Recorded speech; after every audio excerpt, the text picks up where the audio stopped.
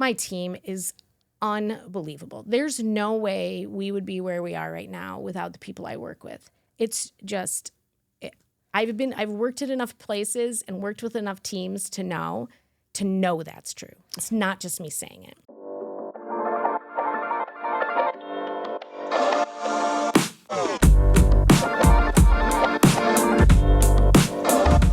Welcome back to the Talk Midland podcast. My name is Logan Richetti with Modern Realty. Today I have the Executive Director of Creative 360, Laura Vosejpka, with me, my new friend, and I just nailed her last name on the first try. You did. Nice to meet you. Tell us about Creative 360. What is this organization and how do you fit in?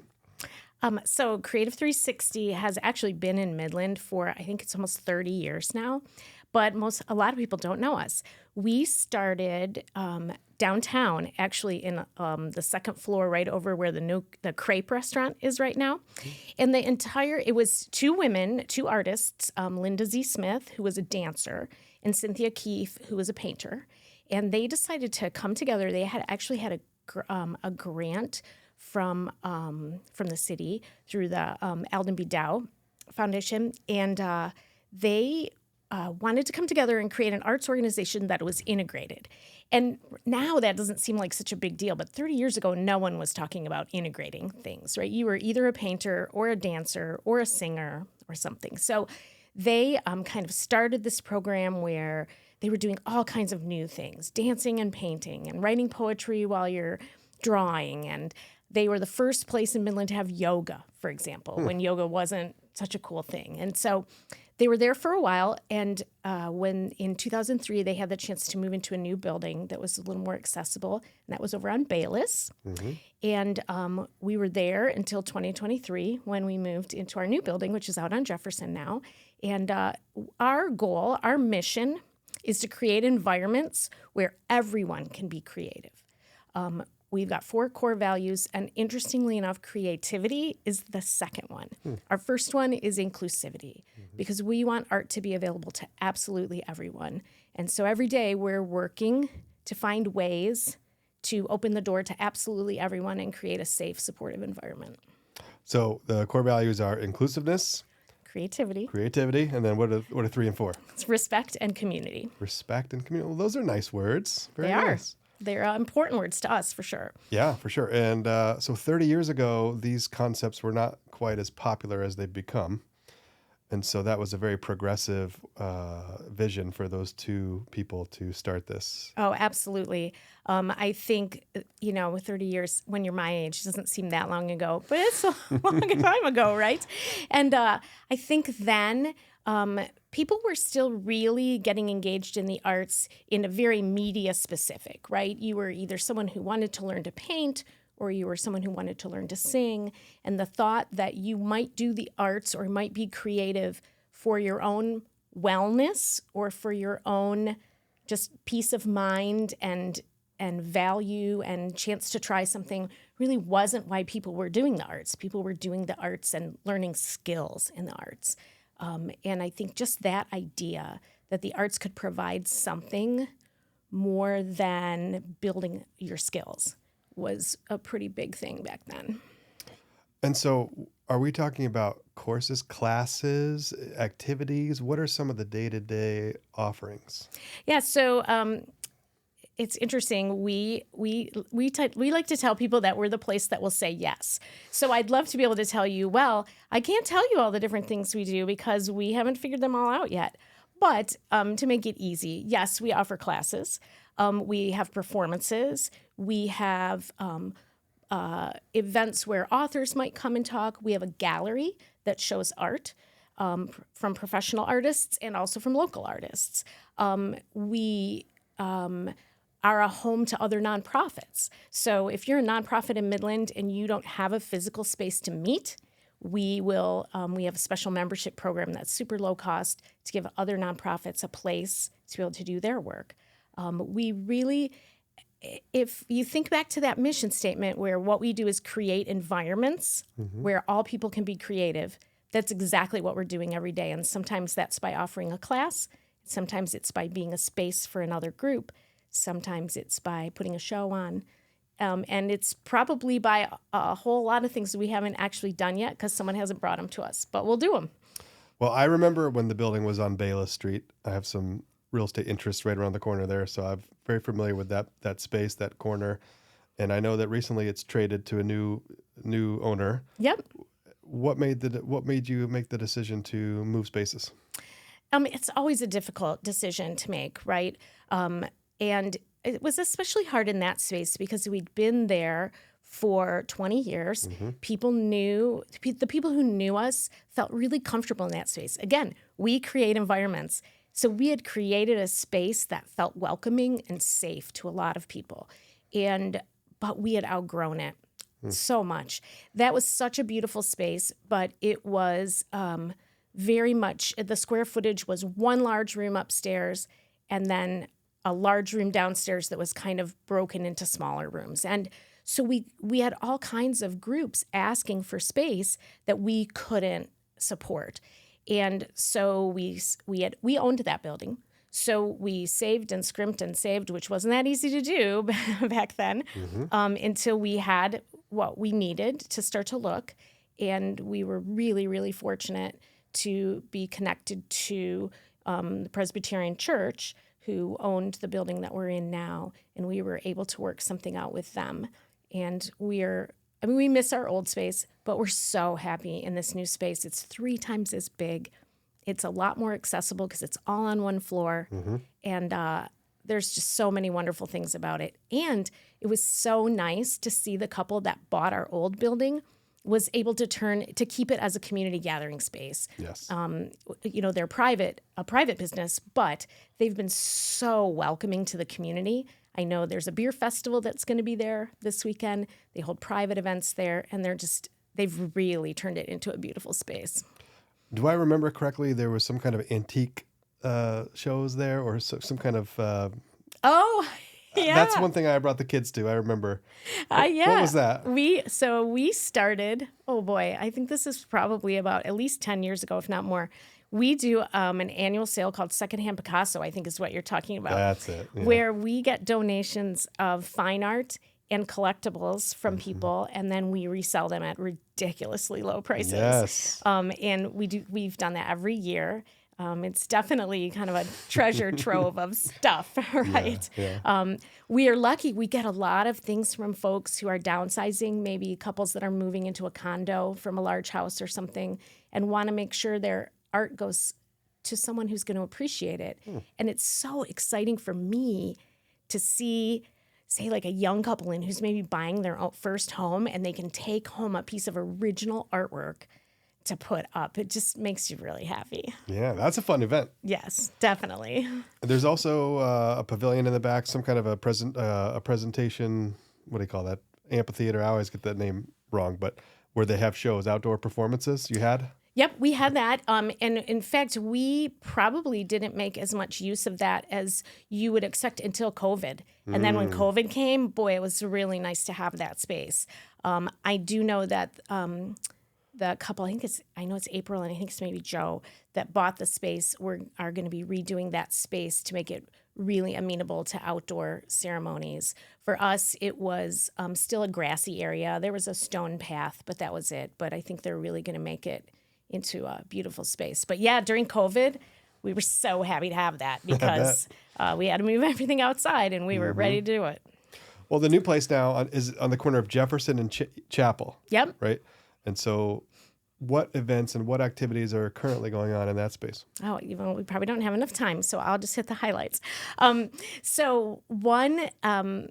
The things that we're doing that are coming up soon are, we just finished a really great spring break camp for kids, and we've got a bunch of summer camps that are coming up.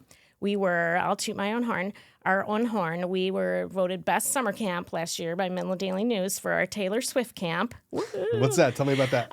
In Taylor Swift camp, it was just about all things Taylor Swift. It was very creative. So we actually choreographed a number to a Taylor Swift song. We did watercolor painting like Taylor Swift does. We designed shirts. We did the beaded bracelets. All things Taylor Swift. This year, it's Wicked. Wicked. Okay. Wicked is in. Wicked camp is this year. So we're getting signups for that. When does that start? So our summer camps will start in June, and I believe there are 3 different weeks that we're offering the Wicked Camp. We also have a camp for the littles. It's called Grandma Goose, and it's run by Cheryl Levy, who is a former librarian at the Dow Library, and people maybe know her as Mrs. Puppets. She's awesome. And then we have a number of theater camps for kind of middle schoolers up to high schoolers, where they have a chance to. We just finished one over spring break. The students come in on the first day, they audition for their parts, and by Friday, they're putting the show on. It's amazing. That's really neat. How do you sign up for those? You can go on our website, which is Be Creative 360. So the words Be Creative and then 360.org. Or give us a call. Our phone number is easy to find, and we can help you find what you need. So these are 1 week, small, short camps. Yep. And you come in, and there's an itinerary, and it sounds like there's a pretty good structure to it. And it's all based on creativity, artwork, and performances, and all those different creative ideas. Is there anything else like that even around town? I can't think of anything like that. You know, there are. I mean, of course, the Center for the Arts does a lot of things like that. Sure. And the Community Center has great things like that, too. We really try to live that idea of the integrative thing that Linda and Sid started with Creative 360. And so instead of, we'll still have a camp where or classes where it's just painting or just clay, but especially with the kids, we really want to integrate it so that they see that it's about having an idea and thinking about all the different ways you can express it and kind of finding your thing, right? Where, maybe you love dance, but maybe don't. Maybe you love to paint, or maybe you love to sing, or whatever it is. I think it's really important for especially young people to find that. And it can be hard because we do structure things so much now, right? And we let them try things, and we say, well, try soccer, or try singing, or try sports, ballet, right? Or ballet. And instead of saying, why not just go to this place where you're going to get to try a whole bunch of things. I like that. As a dad now, I'm thinking, because you're absolutely right. We're always trying to get our kids into different activities: gymnastics, ballet, soccer, golf, pickleball, whatever. And those are very structured. Those are one at a time ideas. But to get the kids exposed to a diverse set of art, ideas and creative ideas in 1 week, that's exciting to me. That's very interesting to me. Yeah, we actually have a class for kids, too, on Thursdays after school called Creative Kids, and it's very similar, where we like to, when we can, we'll focus the day's work on the work of an artist, but it could be a painter, and it could be a dancer, and it could be an actor, and it could be a singer, and it could be a sketch artist, or it could be a clay artist, and we talk a little bit about that artist and maybe their history, how they came to art, and then we'll do a project that is somehow based on what that artist did. What are the age ranges for that Thursday class? We're pretty loosey-goosey with that. I believe what we say is 6 to 12, but it depends a lot on the attention span of the kid. We certainly get, 5-year-olds who are dialed in, right? And so we're very much about saying yes and giving it a try, right? If you think your kid's ready to do that, let's give it a try. If it doesn't work out, we'll have a talk about it. And then are those drop-in classes, or? They can go either way.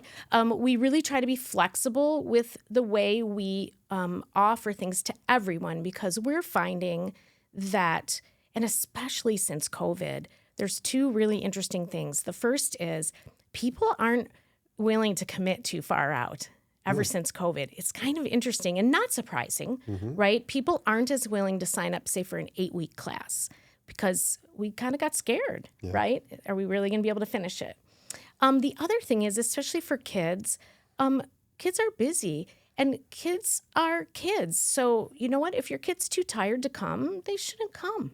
And so we offer it as a drop-in rate, or you can buy a class pass and it never expires and you can share it with people. So you get a big discount if you buy 10 classes. And heck, you can bring your friends. You can use it for a brother and sister. And as I said, it never expires. So you feel like you've gotten a discount like you would for signing up for an 8-week class, but you don't have to come 8 weeks in a row. That is really, really sharp idea. I will tell you, as a kid, as a parent here with these youngins, sometimes they're too tired to want to do things. And also, if we're going to take a Thursday night and get out of routine, you might not want to commit to that every Thursday for 8 weeks in a row because sometimes they just need a break. Absolutely. But sometimes they need something to do, and sometimes they need to get some creative juices out. And so I love the idea of sharing the ticket, and I love the idea of having it never expire. These are all very, very appealing and well structured concepts. I can tell you all have put a lot of thought into that. Well, I mean, again, it's, it sounds real corny, but I think we all take that mission of creating environments where everyone can be creative very seriously. And we realize it's not just about what people are learning or doing, it's how we set it up and how can we make it accessible. And, the big question I always ask is, who isn't coming here who should be and why? Oh, And what can we solve or what can we change so that that person now feels like this is a thing that they can do. so if the kids came on Thursday, what time would it start, and what would kind of be their experience? So we start at 4:15, gives people kind of a little bit to pick up and maybe get a snack, and then we end at 5:30. And so kids come in. It's really cute that the ones that are returners, they know exactly where they're going, right? So they just run on down the hall and they get to the art room. There's a different teacher every week. We've got them all vetted, right? So, but they won't have the same person every single time. They will get to know the teachers, though. There's probably 5 or 6 that are in rotation, so they'll know all the teachers. And usually there'll maybe be a 5-minute talk or a video about this artist. So, for example, one week we did a program on an artist whose name is Yayoi Kusama. She's her work is featured in the Museum of Modern Art, and she's pretty interesting because she's Japanese and she moved to New York when she wanted to become an artist and then had a real tough time. Right, she had no money. She was living in New York City. And her thing is painting with these dots, and she's done some crazy stuff with these dots. But she's very famous for painting these pumpkins that have these dot designs on them. So we did pumpkins. It was right on Halloween, right, when we did that. And but they get to learn about her as a person. Is our big thing. Is artists. Kids should see artists as just other people as well. And sure, you can look up to them and think, wow, they're really talented. But you should be able to feel like, yeah, this is something I could do. It's not only special people that are good at this. It's all kinds of people who have had all kinds of challenges and come from all kinds of backgrounds. And so right now we're talking about the kids. We have the spring camps, the summer camps, the weekly Thursday class. Are there any other offerings for kids in that? We have a lot of things that we would say are just family things. So, for example, we host a show every year called Cat Video Fest, where we raise money for the Humane Society, and it's just this movie we get of silly cat videos, very family friendly. We do a lot of family friendly stage shows or concerts as well. So are you using the church auditorium for those? Yeah, so we did a big project last summer. We're still working. We're on phase 2 of it right now, where we raised up that front of the church, right? Because, of course, the front of a church isn't a stage. It's a little too low. So we raised that up about 7 inches and built a new stage and then put stage theater lighting in and a theater sound system in. So that area of the church is now our theater. And we can seat about, with the back folding doors open, we can pretty easily seat about 150 or 175 people there around tables. So we do that a lot where we'll have shows, performances, but we have it around cabaret tables so that people can bring their own refreshments with them. Again, it's important to us that it be affordable. So the most expensive ticket we've got going right now is $25. And that one actually serves a wine flight with it. So a typical show for us is $20, and you can bring your own beverages, bring your own snacks. And I mean, it's cheaper than going to the movies practically. Yeah, so, and you get to neat. see a live show. So How often are the live shows? we have quite a few, actually. This weekend, we're doing one of our most popular things. It's called the Broadway Flight, and that's the one where we serve the wine, or we have a lemonade flight as well. And what we've done is, it's super fun. Our program director for theater is a woman named Laura Brigham, and she's a professional actress and a director. She's fantastic. And she came up with this idea that people love Broadway shows, but unless you've heard of the show before, maybe you don't want to commit to 2 hours and a big expensive ticket, right, to go see the Broadway touring show. So she takes selections from 4 different Broadway musicals, And then we get a narrator who kind of winds the story through. There's always a theme, kind of a theme to it. And we don't tell anybody what the shows are going to be ahead of time. You just have to trust her. Oh, wow. And That's different. And again, it's usually one show that everyone will know because it's pretty popular right now. Usually an old time one that people will know. And then there's usually two that maybe people haven't heard of. And we're always very careful to make sure there are shows that are not competing with what other theaters are doing. But sometimes we try to help them out. So, for example, we used some numbers from Hadestown about 2 months before the Center for the Arts was offering the Broadway touring show of Hadestown, thinking, well, that'll help them out because people will hear a couple numbers from it. And if they like it, then they'll maybe want to go see the whole show. Well, that's nice. Yeah. That's very collaborative. That's not always how it works with the nonprofit world. You're right. But we know that, I mean, we're a community here, and anything we do that helps our community can't do anything but help us. So how is Creative 360 funded? Good question. Because it's been challenging this year. So, I think it varies a lot between nonprofits, but because our mission is very much about offering a service, we have more revenue coming in from things like tickets and tuition. And we were a little unbalanced when I took over in 2020, but right now we're about where we'd like to be, where about a third of our revenue comes from tickets and tuition. About a third of our revenue comes from private donors, and about a third of our revenue comes from grant funding that we're writing off for. Now, that's the piece right now that, frankly, is under fire. And we're like a lot of nonprofits, we're just trying to get ahead of the game on that one as well. What's going on with grants right now? So with the government efficiency work that's been happening, a lot of programs have been pulled. And people that are listening to this might have seen there was an article in the Midland Daily News. They interviewed me, and I actually called them and said, will you please interview me about this? Because I'm not sure people understand how this kind of thing hits close to home. So here's an example. We have written for and are eligible for a grant through the National Endowment for the Arts, and it's called Challenge America. And National Endowment specifically came up with this program so that small art centers in small communities like ours would be competitive in grant writing, because their other program is called Grants for Arts Projects, and we can write off for those as well. But we're competing against like the Detroit Symphony and nonprofits that are huge and in big cities. And so the NEA said, we're going to put this new program in so the smaller organizations can compete. But, it's no surprise, in the title of the grant and in the description of the grant was made to create equity among arts organizations. And so it got pulled because it had the word equity in it. And so they shut that program down this year. And they said you can just apply for the larger program is what you can do. And I just finished that grant this week, actually. We applied for it. Mm-hmm. My fingers are crossed, but for the very reason they created that program, I don't have high hopes. And I think that, people need to understand that, diversity and equity and inclusion comes in a lot of forms, right? And in this particular case, diversity meant small towns. Yeah, and I don't think necessarily that equity word was applied the way that maybe the intent was in terms of... Yeah, I think you're right. Making it more equal for the nonprofits to compete versus equity among treatment of people, right? Yeah, absolutely. But you know what?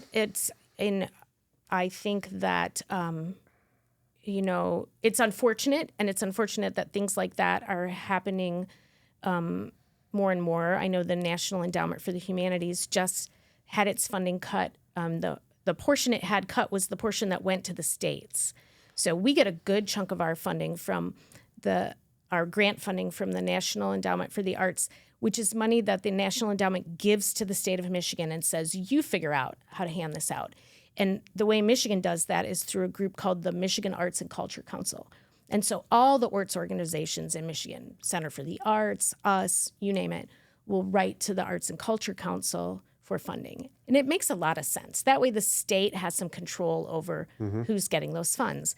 Well, I know in the case of the humanities endowment, that particular arm of the funding was cut, all the state funding. And I'm pretty sure they're probably going to do that for the arts funding as well. And that's about half the budget for those. And that just means that, and for us, I would say, it varies from organization to organization. For us, it's probably, it's not a percentage of our total grant income that we can't, overcome. But for some smaller places, it will be.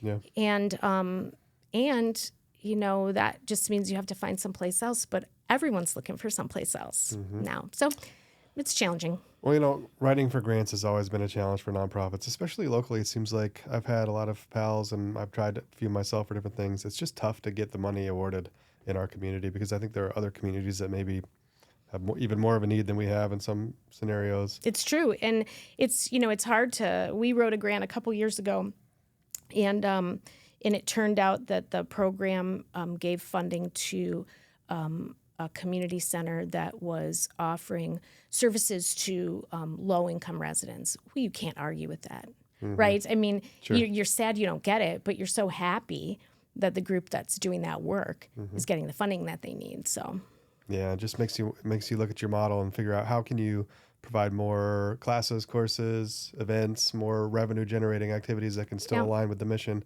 to offset some of those potential losses in grant funding. And that, as the executive director, that's your responsibility to lead your organization through any kind of headwinds like that, right? Definitely. And, the good news is that a lot of these cuts won't affect 2025, but they'll affect 2026. So I say that's the silver lining. We got all kinds of time to figure out what Plan B looks like, and we'll figure it out. Does Creative 360 do a lot of marketing for these activities, or what are some of the marketing initiatives that are in place? Yes, so we actually work with a local woman who has her own business who does our social media marketing. She's very good at that, and so we have a pretty good presence on Instagram, on Facebook. That seems to be the easiest way to get through. We we write press releases on things that are coming to us, and we send them through a network in Michigan. And it's always you're never sure who's going to pick it up. It's always interesting to me when the Google, data comes in and I'm like, oh, wow, they published something in Port Huron about some gallery opening that we did, right? Cool. But it does cause people to come up from, say, Lansing or Flint or places like that. So that's good. I'm always surprised and pleased at how important our local paper is for our local marketing. I mean, we ask folks when they call in to purchase a ticket where they've heard about it, and a lot of times it's from the Midland Daily News. So that's nice. A great thing. Yeah.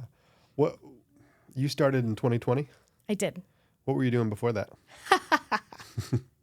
I was the president of a college in Montana. Oh, interesting. I'm a scientist. Wow, that's cool. What's your background? I'm a chemist. That's different than the art. That's about as far from the arts as you get.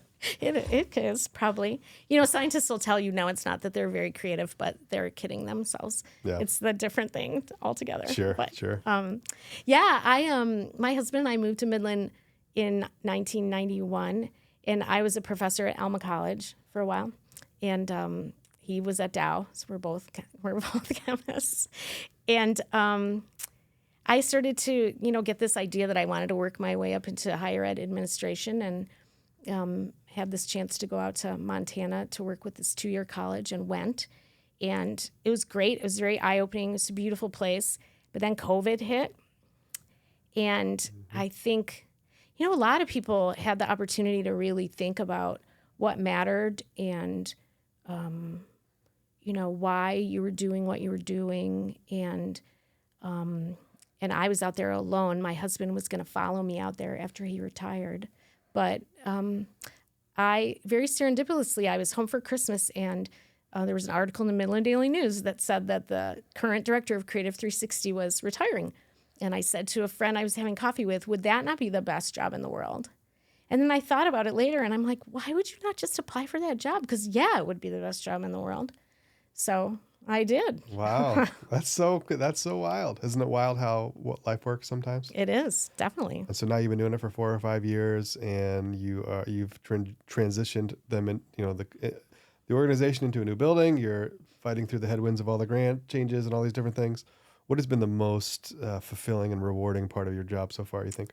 Oh, wow. That's a really hard question to answer because I will say that one of the hardest things about being a college president was you were so many steps away from the good things that were actually happening in the classroom. And I missed that so much, right? That really where the change is happening for people. And I think it's so nice to be in a smaller organization now and to be working with a team. My team is unbelievable. There's no way we would be where we are right now without the people I work with. It's just, I've worked at enough places and worked with enough teams to know that's true. It's not just me saying it. Let's talk about that for a minute. Does the Creative 360 have a board of directors? We do. So you have a board of directors. How many people are on the board? Right now we have 9 people on the board, and that's about where we like it to be. And then you have an executive staff as well, right? And So I report to the board, and then we just did a big reorganization, which was great for us. And so now we have 2 program directors. Laura Brigham, who I mentioned before, is the Performing Arts Program Director, and Colleen Reed, who's been with the organization for a while, is the Visual Arts Program Director, and she also runs the gallery. And then we have an office manager who just joined us. Her name is Emily Dixon. She's fantastic. I know all these ladies. Yeah? I do, yeah. And then under Colleen is Christy Teft, who's an artist, and then so the program assistant. Under Laura is a wonderful young woman named Ella McCain Wright, who just recently graduated from CMU in theater, and she's the Performing Arts Program assistant. And we have a guy named Dan Andrews who's phenomenal. He does our setup and fixes broken things and builds stage stuff and all kinds of amazing things. And then we have a lot of folks who help us out, right? Mark Turpin, who is the husband of the former director. He was really critical in us doing the renovation of the stage. He designed the whole lighting and sound project for us and installed everything for us. It's Do you amazing. have volunteer teachers as well, or are the teachers paid? Or Our teachers are paid. Okay, so they're on. We certainly have people who like to volunteer their time, but we do pay our teachers. And we, I think, I'm not sure that it was true of when I first started, but I really tried to get us to the point where we're competitive, at least reasonably competitive pay-wise, because that whole idea that if you work for a nonprofit, it's somehow you're doing it because it's a call and not it's a job, and we work hard and way more hours than probably a lot of people do, and it needs to be fair. So I couldn't agree more with that. I see a lot of nonprofits and people that work inside of those work very, very hard, and the compensation doesn't always align with that just for whatever reason. It's kind of it's almost like a culture where everything's got to be cheap, and not cheap, but efficient, and there's not a lot of money. And yeah, and we're very careful and frugal, but people are. It sounds so corny, but it's so true. People are our most important asset at Creative 360.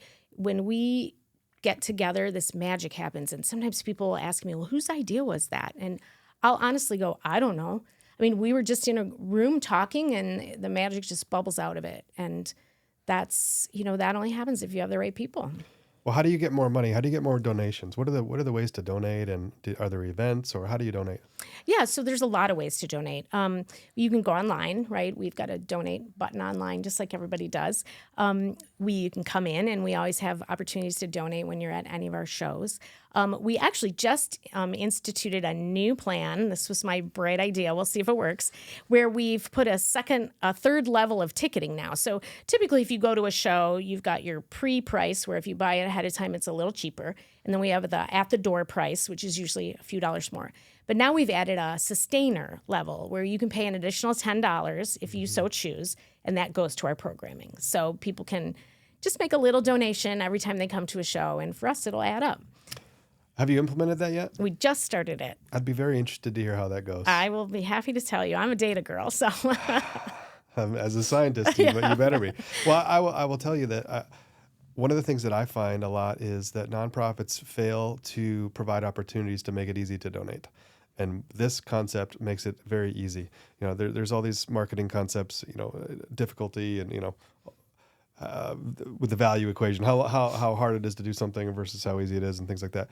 Just paying an extra $10 buying a ticket is very easy. It's a very low friction way to demonstrate gratitude. And at the time when they're walking into a show is a time where they're very excited to be there and they're pumped up about the whole concept. So that's the perfect time to make the ask. And I have no idea, but I will theorize that I think that you'll do really well in terms of percentage of donations achieved. I think that's a great way to add revenue without making it a difficult ask. Well, I hope you're right, and I will let you know. But that was our hope, is that, that right now economy is tough for everybody. And so, we have folks, and a lot of folks are helping us as much as they can. But with a mission to, engage everyone, we're not going to raise prices any more than we have to, because we want people to be able to come. And we understand that people are going to do the best that they can. But I know that, I'm certainly in a family where it's much easier for me to pay an extra $10 multiple times than write a big check at any given time. So that was our hope. And then, but the other thing for people to remember is there's other ways to help us. So, for example, we get a lot of donations of art supplies, and we love that because our teachers are so creative. They'll just, a lot of times when one of those comes in, everyone's heads start turning, what can we do? What can we do, right? And so we'll make good use of just about anything that comes our way, and it'll just save us money in some other area. The other day, my daughter and I did an afternoon at the Open Door volunteering, and I was exposed to a lot of the needs of that institution, and one of them was butter, because they're cooking, so they need butter. And so somebody brought in a 5-gallon donation of butter, which I thought was so interesting. That what an easy but effective way to make a donation that can actually make an impact. So for anybody listening who's excited about this conversation that wants to do something easy, go to Joann Fabrics that's going out of business and buy a bunch of art supplies and just drop it off to Creative 360 and they'll put it to use. Yep, we absolutely will. Where's the best place to go for anybody that wants to learn more about the events and the classes and courses and all the performances? Where would you send them? So our website is always the most up to date at becreative360.org. Facebook and Instagram are usually showcasing what's coming up within the next couple weeks. But you can always just stop in. Someone's always there Monday through Friday, 9 to 5, and usually in the evenings. And we love when people come and visit us. We'll be happy to show you around. So website, most up to date, social media, or just come see us. Laura, thank you for being on the Talk Midland podcast. It's been so fun. Thanks for asking me.